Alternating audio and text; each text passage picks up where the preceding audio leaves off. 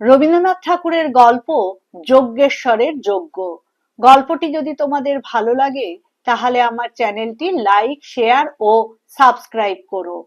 এক সময় যজ্ঞেশ্বরের অবস্থা ভালোই ছিল।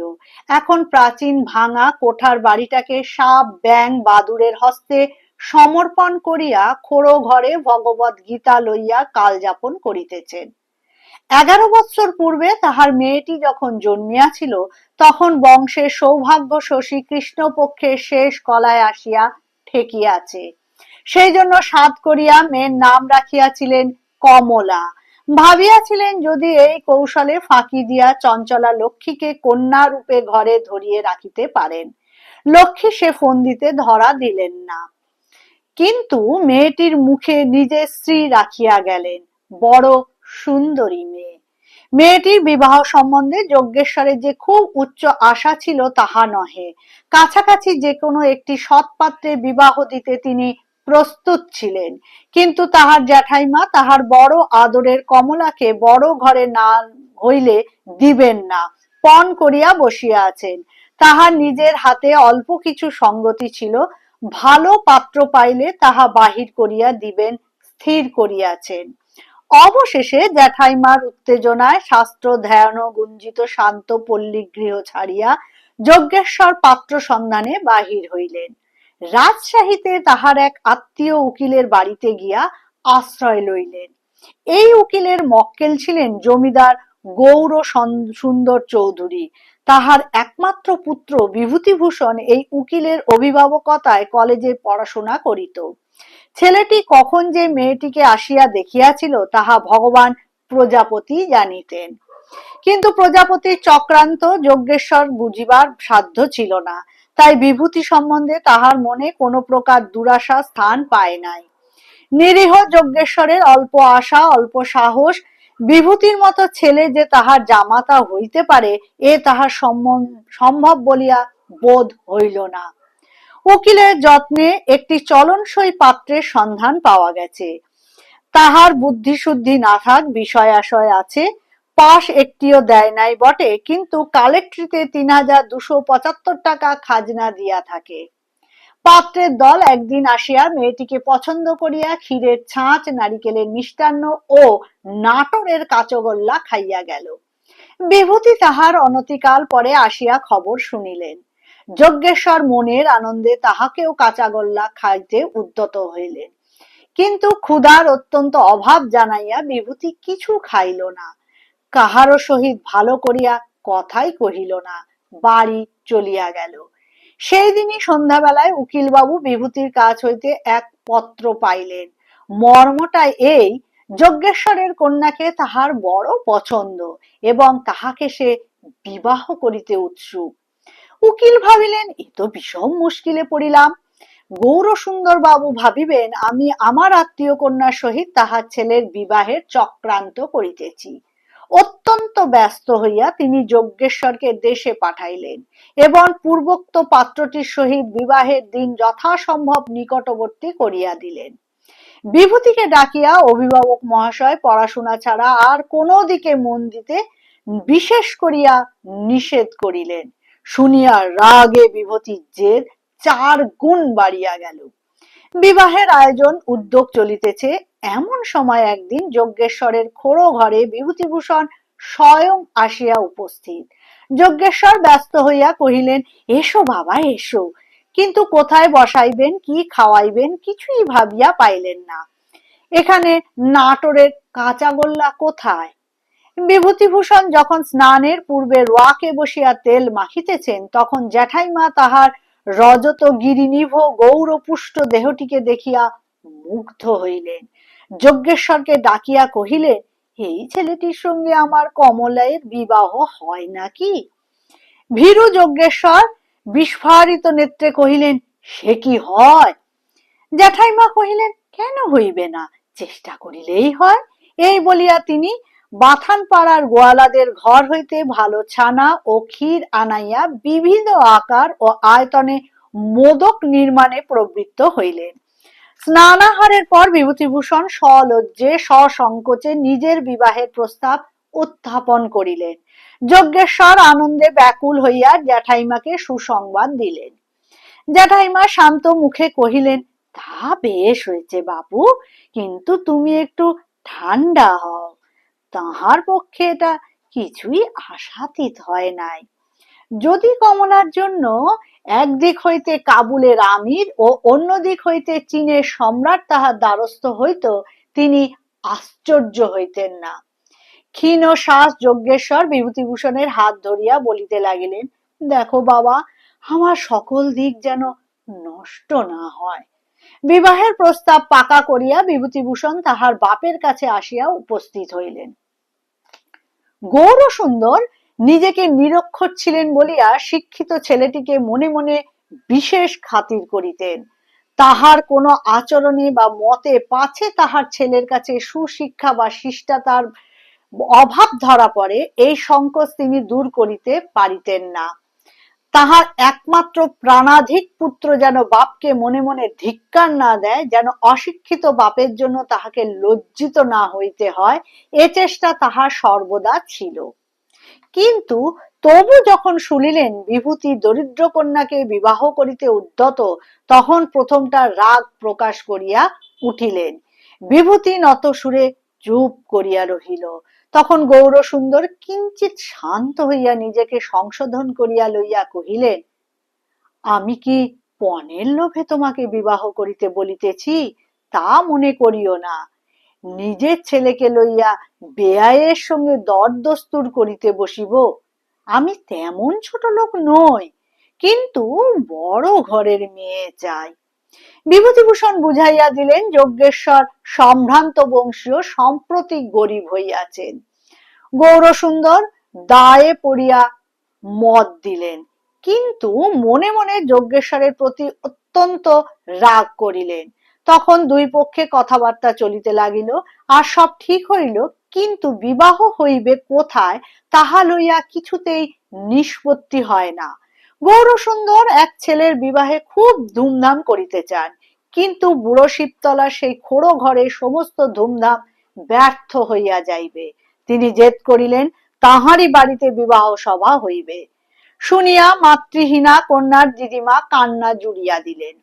তাহাদেরও তো এক সময় সুদিন ছিল, আজ লক্ষ্মী বিমুখ হইয়াছেন বলিয়া কি সমস্ত সাত জলাঞ্জলি দিতে হইবে?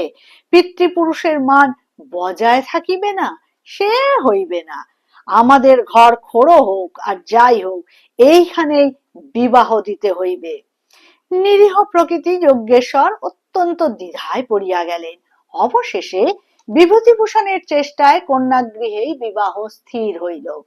ইহাতে গৌরসুন্দর এবং তাহার দলবল কন্যা কর্তার উপর আরো চটিয়া গেলেন। সকলেই স্থির করিলেন স্পর্ধিত দরিদ্রকে অপদস্থ করিতে হইবে। বরযাত্রী যাহা জোটানো হইল তাহা পল্টন বিশেষ। এ সম্বন্ধে গৌরসুন্দর ছেলের কোনো পরামর্শ লইলেন না। বৈশাখ মাসে বিবাহের দিন স্থির হইল। যজ্ঞেশ্বর তাহার স্বল্পাবশিষ্ট যথা সর্বস্ব পণ করিয়া আয়োজন করিয়াছেন। নূতন আটচালা বাঁধিয়াছে, পাবনা হইতে ঘি, ময়দা, চিনি, দধি প্রভৃতি আনাইয়াছে। জ্যাঠাইমা তাহার যে গোপন পুঁজির বলে স্বগৃহে বিবাহ প্রস্তাবে জেদ করিয়াছিলেন, তাহার প্রায় শেষ পয়সাটি পর্যন্ত বাহির করিয়া দিয়াছেন। এমন সময় দুর্ভাগার অদৃষ্টক্রমে বিবাহের 2 দিন আগে হইতে প্রচন্ড দুর্যোগ আরম্ভ হইল। ঝড় যদি বা থামে, তো বৃষ্টি থামে না। কিছুক্ষণের জন্য যদি বা নরম পড়িয়া আসে, আবার দ্বিগুণ বেগে আরম্ভ হয়। এমন বর্ষণ 20-25 বছরের মধ্যে কেহ দেখে নাই। গৌরসুন্দর পূর্ব হইতেই গুটিকতক হাতি ও পালকি স্টেশনে হাজির রাখিয়াছিলেন। আশেপাশের গ্রাম হইতে যজ্ঞেশ্বর ছইওয়ালা গরুর গাড়ি জোগাড় করিতে লাগিলেন। দুর্দিনে গাড়োয়ানরা নড়িতে চায় না, হাতে পায়ে ধরিয়া দ্বিগুণ মূল্য কবুল করিয়া যজ্ঞেশ্বর তাহাদের রাজি করিলেন। বরযাত্রীর মধ্যে যাহাদিগকে গরুর গাড়িতে চড়িতে হইল, তাহারা চটিয়া আগুন হইল। গ্রামের পথে জল দাঁড়াইয়া গেছে, হাতির পা বসিয়া যায়, গাড়ির চাকা ঠেলিয়া তোলা দায় হইল। তখনও বৃষ্টির বিরাম নাই। বরযাত্রীগণ ভিজিয়া কাদা মাখিয়া বিধি বিড়ম্বনার প্রতিশোধ কন্যাকর্তার উপর তুলিবে বলিয়া মনে মনে স্থির করিতে রাখিল। হতভাগ্য যজ্ঞেশ্বরকে এই অসাময়িক বৃষ্টির জন্য জবাবদিহি করিতে হইবে। বর সদল বলে কন্যাকর্তার কুটিরে আসিয়া পৌঁছালেন। অভাবনীয় লোক সমাগম দেখিয়া গৃহস্বামীর বুক দমিয়া গেল। ব্যাকুল যজ্ঞেশ্বর কাহাকে কোথায় বসাইবেন ভাবিয়া পান না। কপালে করাঘাত করিয়া কেবল বলিতে লাগিলেন, বড় কষ্ট দিলাম, বড় কষ্ট দিলাম। যে আটচালা বানাইয়াছিলেন তাহার চারিদিক হইতে জল পড়িতেছে। বৈশাখ মাসে যে এমন শ্রাবণ ধারা বহিবে তাহা তিনি স্বপ্নেও আকাঙ্ক্ষা করেন নাই। গণ্ডগ্রামের ভদ্র অভদ্র সমস্ত লোকই যজ্ঞেশ্বরকে সাহায্য করিতে উপস্থিত হইয়াছিল। সংকীর্ণ স্থানকে তাহারা আরো সংকীর্ণ করিয়া তুলিল এবং বৃষ্টির কল্লোলের উপর তাহাদের কলরব যোগ হইয়া একটি সমুদ্র মন্থনের মতো গোলমালের উৎপত্তি হইল। পল্লী বৃদ্ধগণ ধনী অতিথিদের সম্মাননার উপযুক্ত উপায় না দেখিয়া যাহাকে তাহাকে ক্রমাগত জোড়হস্তে বিনয় করিয়া বেড়াইতে লাগিল। বরকে যখন অন্তঃপুরে লইয়া গেল তখন ক্রুদ্ধ বরযাত্রীর দল রব তুলিল, তাহাদের ক্ষুধা পাইয়াছে, আহার চাই।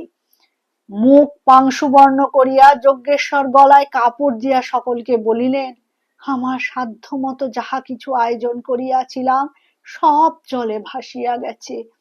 দ্রব্য সামগ্রী কতক পাবনা হইতে পথের মধ্যে, কতক ভগ্নপ্রায় পাকশালায় গলিয়া গুলিয়া উনান নিবিয়া একাকার হইয়া গেছে। সহসা উপযুক্ত পরিমাণ আহার্য সংগ্রহ করা যাইতে পারে বুড়ো শিবতলা এমন গ্রামই নহে। গৌরসুন্দর যজ্ঞেশ্বরের দুর্গতিতে খুশি হইলেন, কহিলেন, এতগুলো মানুষকে তো অনাহারে রাখা যায় না, কিছু তো উপায় করিতে হইবে। বরযাত্রীগণ খেপিয়া উঠিয়া মহা হাঙ্গামা করিতে লাগিল, কহিল, আমরা স্টেশনে গিয়া ট্রেন ধরিয়া এখনই বাড়ি ফিরিয়া যাই। যজ্ঞেশ্বর হাত জোড়ো করিয়া কহিলেন, একেবারে উপবাস নয়, শিবতলার ছানা বিখ্যাত, উপযুক্ত পরিমাণে ছানা কদমা সংগ্রহ আছে। আমার অন্তরের মধ্যে যাহা হইতেছে তাহা অন্তর্যামী জানেন। যজ্ঞেশ্বরের দুর্গতি দেখিয়া বাথানপাড়ার গোয়ালারা বলিয়াছিল, ভয় কি ঠাকুর, ছানা যিনি যত খাইতে পারেন আমরা যোগাইয়া দিব। বিদেশের বরযাত্রীগণ না খাইয়া ফিরিলে শিবতলা গ্রামের অপমান, সেই অপমান ঠেকাইবার জন্য গোয়ালারা প্রচুর ছানার বন্দোবস্ত করিয়াছে। বরযাত্রীগণ পরামর্শ করিয়া জিজ্ঞাসা করিল, যত আবশ্যক ছানা যোগাইতে পারিবে তো? যজ্ঞেশ্বর কথাঞ্চিত আশান্বিত হইয়া কহিল, তাহা পারিব। আচ্ছা তবে আনো বলিয়া বরযাত্রীগণ বসিয়া গেল। গৌরসুন্দর বসিলেন না, তিনি নীরবে এক প্রান্তে দাঁড়াইয়া কৌতুক দেখিতে লাগিলেন। আহার স্থানের চারদিকে পুষ্করিণী ভরিয়া উঠিয়া জলে কাদায় একাকার হইয়া গেছে। যজ্ঞেশ্বর যেমন যেমন পাতে ছানা দিয়া যাইতে লাগিলেন তৎক্ষণাৎ বরযাত্রীগণ তাহা কাঁধ ডিঙাইয়া পশ্চাতে কাদার মধ্যে টপাটপ করিয়া ফেলিয়া দিতে লাগিল। উপায়বিহীন যজ্ঞেশ্বরের চক্ষু জলে ভাসিয়া গেল। বারংবার সকলের কাছে জোর হাতে কহিতে লাগিলেন, অতি ক্ষুদ্র, আমি অতি ক্ষুদ্র ব্যক্তি, আপনাদের নির্যাতনের যোগ্য নই। একজন শুষ্ক হাস্য হাসিয়া উত্তরে করিল, মেয়ের বাপ তো বটে, সে অপরাধ যায় কোথায়? যজ্ঞেশ্বরের সংগ্রামের বৃদ্ধগণ বারবার ধিক্কার করিয়া বলিতে লাগিল, তোমার যেমন অবস্থা সেই মতো ঘরে কন্যাদান করিলেই এ দুর্গতি ঘটিত না। এদিকে অন্তঃপুরে মেয়ের দিদিমা অকল্যাণ শঙ্কা সত্ত্বেও অশ্রু সম্বরণ করিতে পারিলেন না। দেখিয়া মেয়ের চোখ দিয়া জল পড়িতে লাগিল। যজ্ঞেশ্বরের জ্যাঠাইমা আসিয়া বিভূতিকে কহিলেন, ভাই, অপরাধ যা হইবার তা তো হইয়া গেছে, এখন মাপ করো, আজকের মতো শুভকর্ম সম্পন্ন করিতে দাও। এদিকে ছানার অন্যায় অপব্যয় দেখিয়া গোয়ালার দল রাগিয়া হাঙ্গামা করিতে উদ্যত। পাছে বরযাত্রীদের সহিত তাহাদের একটা বিবাদ বাঁধিয়া যায়, এই আশঙ্কায় যজ্ঞেশ্বর তাহাদিগকে ঠান্ডা করিবার জন্য বহুতর চেষ্টা করিতে লাগিলেন। এমন সময় ভোজনশালায় অসময়ে বর আসিয়া উপস্থিত। বরযাত্রীরা ভাবিল বর বুঝি রাগ করিয়া অন্তঃপুর হইতে বাহির হইয়া আসিয়াছেন। তাহাদের উৎসাহ বাড়িয়া উঠিল। বিভূতি রুদ্রকণ্ঠে কহিলেন, বাবা, আমাদের এ কিরকম ব্যবহার? বলিয়া একটা ছানার থালা স্বহস্তে লইয়া তিনি পরিবেশনে প্রবৃত্ত হইলেন। গোয়ালাদিগকে বলিলেন, তোমরা পশ্চাতে দাঁড়াও, কাহারও ছানা যদি পাকে পড়ে তো সেগুলো আবার পাতে তুলিয়া দিতে হইবে। গৌরসুন্দরের মুখের দিকে চাহিয়া দুই একজন উঠিবে কিনা ইতস্তত করিতেছিল। বিভূতি কহিলেন, বাবা, তুমিও বসিয়া যাও, অনেক রাত হইয়াছে। গৌরসুন্দর বসিয়া গেলেন। ছানা যথাস্থানে পৌঁছিতে লাগিল।